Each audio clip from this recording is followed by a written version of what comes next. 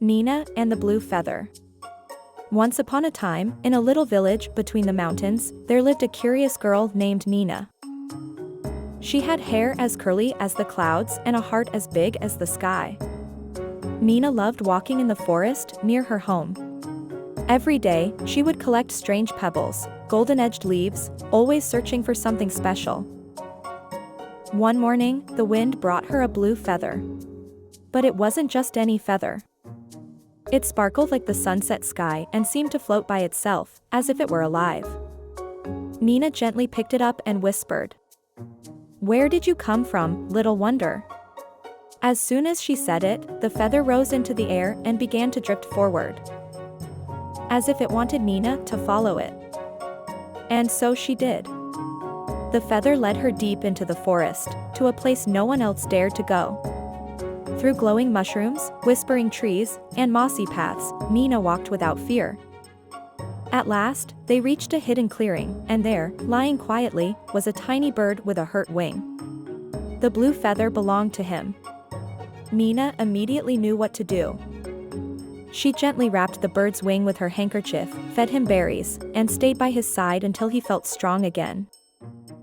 When the bird was ready, it flew up into the sky, happy and healed. But just before it disappeared, it dropped another feather, this time, golden. Nina picked it up with a smile and returned home, her heart full of wonder. Moral of the story: sometimes, when you follow what feels special, it leads you to do something kind. Even a small gesture can brighten someone's whole world. The Hedgehog and the Balloon. Once upon a time, there was a little hedgehog named Ricky. He had lots of sharp quills and a big dream to fly. Every day, he watched the birds soaring through the sky and sighed, "Oh, how I wish I could fly too." One day, in the meadow near the forest, he found a blue balloon stuck in a tree. "This is my chance," Ricky shouted excitedly.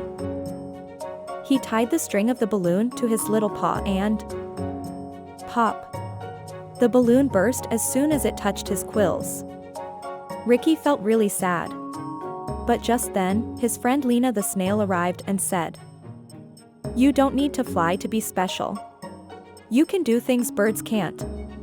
You can roll up like a ball, dig in the leaves, and use your quills to protect yourself." Ricky thought for a moment, then smiled. Maybe he couldn't fly, but he had other amazing qualities. And from that day on, he stopped wishing to be like the birds and started being proud of who he was.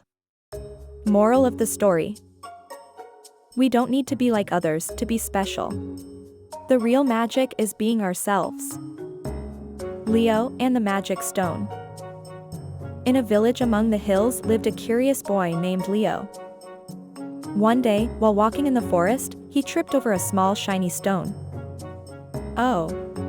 A magic stone," he exclaimed. The stone really was special, it glowed, and every time Leo touched it, he felt lucky. From that day on, Leo would say, "I don't need to study. I have my magic stone." So he stopped working hard at school, thinking everything would go well thanks to the stone. But soon, things changed. He got answers wrong, forgot poems, and got a bad grade. Why isn't the stone working anymore? Leo wondered. Then his grandma told him, "Sweetheart, real power doesn't come from a stone, it comes from inside you. The stone only helped you believe in yourself. But now, you have to try for real." Leo thought about it.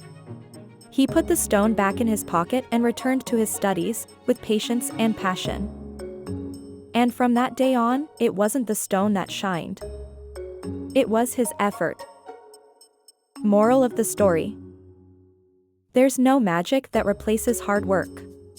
True luck comes from trying and believing in yourself every day.